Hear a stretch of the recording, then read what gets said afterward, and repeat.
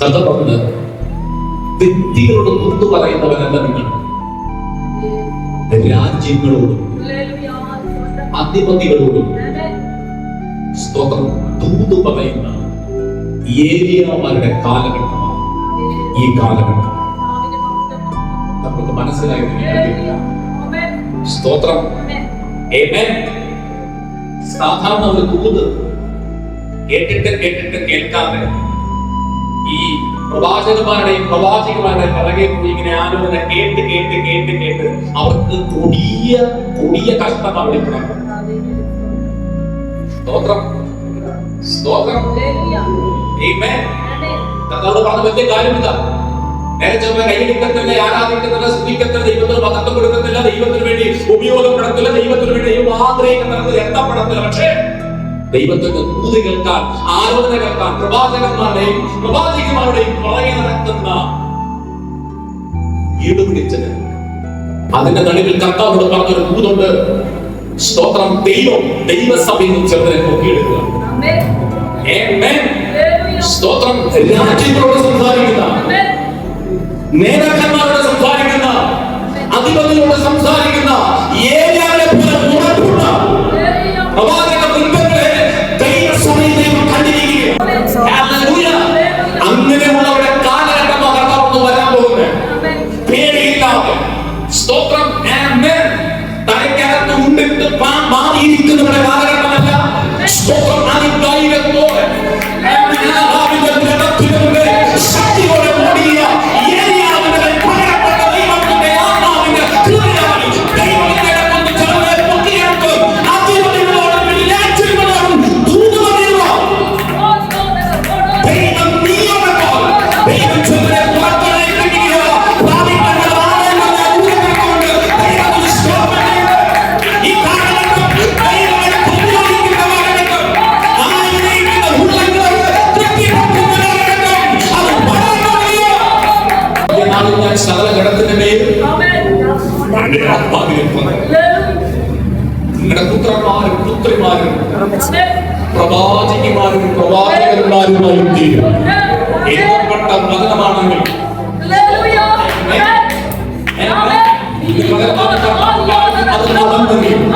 അത് നടന്നെങ്കിൽ ദൈവസഭയിൽ നമ്മുടെ കൂടെ ഇരിക്കുന്ന നമ്മുടെ യൗവനക്കാർ, നമ്മുടെ കുഞ്ഞുങ്ങളിലൂടെ ധീരത്വത്തിന്റെ ഒരു ശുശ്രൂഷയല്ല, ധൈര്യത്തിന്റെ ഒരു ശുശ്രൂഷ ദൈവത്തിന് ചെയ്തെടുക്കാറുണ്ട്. മുഖം നോക്കി പറയുന്ന ദൂതല്ല, മുഖം നോക്കി പറയുന്ന ആലോചനകളല്ല, അവനെ നോക്കി വെളിപ്പെടുത്തുന്ന ദൈവത്തിന്റെ ശക്തിയെ ദൈവം പകരുന്ന കാലഘട്ടമാണ്. സഭയ്ക്കകത്ത് കിടന്നുകൊണ്ട് ദൂത് പറഞ്ഞ് തലേ കൈ വെച്ച് ആട്ടുന്ന പരിപാടി കർത്താവ് നിർത്തി. വേണമെങ്കിൽ നേരെയാകുക, കർത്താവിന് അതല്ല വേണ്ടത്. സ്തോത്രം സ്തോത്രം. ഹല്ലേലൂയ. ആമേൻ. നമ്മുടെ അധികാരത്തിലിരിക്കുന്ന അതിലിപ്പോ മോദി സർക്കാർ ആയിക്കോട്ടെ, അതിലിപ്പോ പ്രസിഡന്റ് ആയിക്കോട്ടെ, അത് സ്തോത്രം ആമേൻ, പ്രൈം മിനിസ്റ്റർ ആയിക്കോട്ടെ, സ്തോത്രം ആമേൻ, അത് ചീഫ് മിനിസ്റ്റർ ആയിക്കൊള്ളട്ടെ, പൊളിറ്റിക്കൽ ലീഡേഴ്സ് ആയിക്കൊള്ളട്ടെ, പോലീസ് ഡിപ്പാർട്ട്മെന്റിൽ വർക്ക് ചെയ്യുന്നവരായിക്കൊള്ളട്ടെ, അഡ്വക്കേറ്റ്സ് ആയിക്കൊള്ളട്ടെ, സ്തോത്രം ആര് തന്നെ ആയിക്കൊള്ളട്ടെ, സ്തോത്രം ജീവിക്കുന്ന ഒരു ദൈവമുണ്ടെന്നും ആ ദൈവത്തിന് പ്രവർത്തിക്കാൻ കഴിവുണ്ടെന്നും പറയുന്ന അധികാരത്തോടെ ധൈര്യത്തോടെ നിൽക്കുന്ന യൗവനക്കാരുടെ കാലഘട്ടം വരും ദിവസങ്ങളിൽ വരാൻ പോകുന്നുവെന്ന് ദൈവത്തിന്റെ ആത്മാവിനോട് അറിയിച്ചിട്ടുണ്ടെങ്കിൽ ദൈവസഭയിൽ നിന്നും അങ്ങനെയുള്ളവർ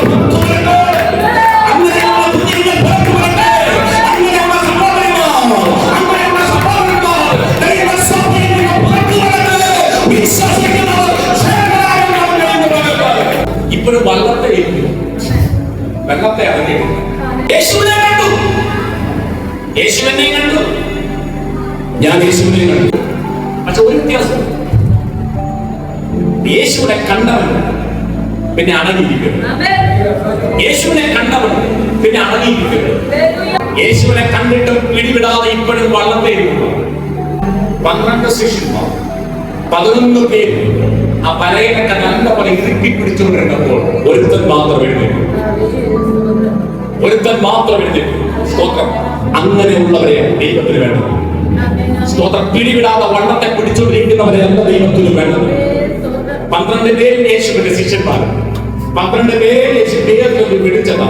പക്ഷേ 12 പേര് 11 പേര് വിളിച്ചപ്പോൾ ഒരുത്തൻ എഴുന്നേറ്റു. ഇന്ന് കർത്താവ് പറയുന്നു, നിനക്ക് പ്രതികരിക്കാൻ ഒരു മനസ്സുണ്ടെങ്കിൽ പ്രവർത്തിക്കാൻ ഒരു ദൈവമുണ്ട്. എനിക്കും നിങ്ങൾക്കും പ്രതികരിക്കാൻ ഒരു മനസ്സുണ്ടെങ്കിൽ, ദൈവത്തിനു വേണ്ടി എഴുന്നേൽക്കാൻ ഒരു മനസ്സുണ്ടെങ്കിൽ, ദൈവത്തിനു വേണ്ടി അവൻ ഒന്നും നോക്കാതെ ചാടാൻ ഒരു മനസ്സുണ്ടെങ്കിൽ, ആഴിയായിക്കൊള്ളട്ടെ, അവൻ പെരുവെള്ളമായിക്കൊള്ളട്ടെ, അവൻ കൊടിയ കാറ്റായിക്കൊള്ളട്ടെ, എന്തായാലും ദൈവത്തിന്റെ മുഖം നോക്കി ഇറങ്ങാൻ എനിക്കൊരു മനസ്സുണ്ടെങ്കിൽ, പ്രതികരിക്കാൻ ഒരു മനസ്സുണ്ടെങ്കിൽ, നിന്നെയാ ദൈവത്തിനു വേണ്ടി, നിന്നെയാ ദൈവം ഉപയോഗിക്കുന്നത്, നിന്നെയാ ദൈവം വെല്ലുവിളിക്കുന്നത്. വിശ്വസിക്കുന്നവർക്ക് 12 ശിഷ്യന്മാരിൽ ആര് മാത്രം എഴുന്നേറ്റു? ആര് മാത്രം പ്രതികരിച്ചു? പത്രോസ് മാത്രം ചെയ്തു. പറഞ്ഞ ദിവസം പറഞ്ഞു, പത്രോസ് മാത്രം പ്രതികരിച്ചു. പത്രോസ് മാത്രം എഴുന്നേറ്റു. അവൻ നേരെ എങ്ങോട്ട് ചാടി? എന്റെ കർത്താവ് എവിടെ നിന്നാലും ഹലോ സ്തോത്രം. വെള്ളത്തിൽ നിന്ന് കർത്താവിന് അടുത്ത് ചെല്ലാൻ അവൻ വെള്ളത്തിൽ ചാടി. ഹലോ ഹലോ, എന്റെ കൂടെ ഉണ്ടോ? കർത്താവ് കുറിച്ചു വെച്ചു. കടൽ, അവൻ ആഴിക്കടലിൽ മൊത്തത്തിൽ പോയി കഷ്ടപ്പെട്ടിട്ട് രാത്രി ഒന്നും കിട്ടാതെ വിഷമിച്ചപ്പോൾ കടലിന്റെ അക്കരെ നിന്നുകൊണ്ട് വാക്കെ വെച്ച് കുഞ്ഞുങ്ങളെ കൂട്ടുവാൻ പറ്റുന്നു. 12 പേർക്കുള്ള സ്വരം വെളിപ്പെട്ടു. പറഞ്ഞേ, 12 പേരോട് ഉള്ള സ്വരമാണ് വെളിപ്പെട്ടത്. എല്ലാവരും പടക്കുന്നതങ്ങി മീനൊക്കെ കൊണ്ട് കൊടുത്തു. എല്ലാം കഴിച്ചു കഴിഞ്ഞപ്പോൾ ഒരുവരോട് മാത്രം വേറിട്ടുകൊണ്ടൊരു കർത്താവ് സംസാരിച്ചു.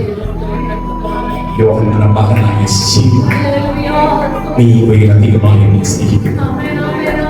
കടലിന്റെ കരയിൽ നിന്നപ്പോൾ എല്ലാവരും കേട്ട കർത്താവിനെ ഇപ്പോൾ ഒരുത്തന്റെ കാതിൽ മാത്രം കേൾക്കുകയും പ്രതികരിച്ചവനെ മാറ്റി വിളിക്കുന്നവയും പ്രതികരിക്കുന്നവനെ മാറ്റിക്കൊണ്ട് അധികാരം കൈമാറ്റം ചെയ്യുന്നവയും പ്രതികരിക്കാൻ മനസ്സിലാക്കി ആരും ഓർക്കാതെ ആരാതെ നിനക്കൊരു മനസ്സുണ്ടായി നിന്റെ രീതിയിൽ വരുന്ന നല്ല കർത്താവ് വിശ്വസിക്കുന്നവരെ പ്രതികരിച്ച് വിശ്വസിക്കുന്നവരെ പ്രതികരിച്ച് നിന്റെ അരികിൽ വരുന്ന ഒരു നല്ല കർത്താവ്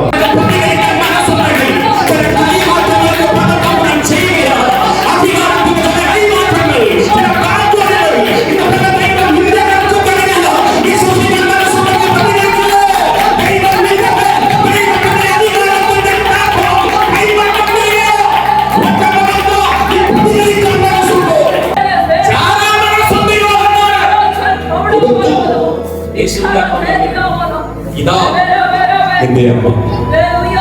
ക്രൂശിന്റെ ചുവട്ടിൽ കൊടുത്തു. ഇതാ നിന്റെ അമ്മ. എന്നാൽ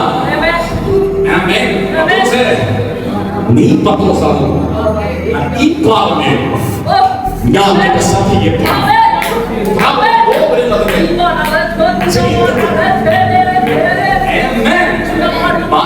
കൊണ്ട് വിളിച്ച തമ്പുരാൻ അടുത്ത് വന്നിട്ട് ഈ താക്കോൽ കൈമാറ്റം ചെയ്യാൻ ഒന്നും ആവശ്യം ചോദിച്ചത്. യോഹന്നാന്റെ മകനായ ശീമോനെ, നീ ഇവയിലധികമായിട്ട് എന്നെ സ്നേഹിക്കുന്നു. അടുത്ത പദം, നീ സ്നേഹിക്കുന്നുണ്ടെങ്കിൽ എന്റെ കുഞ്ഞാടുകളെ പാലിക്കും. സഭയുടെ താക്കോൽ തമ്പുരാൻ ആരുടെ കൈ കൊടുത്തു?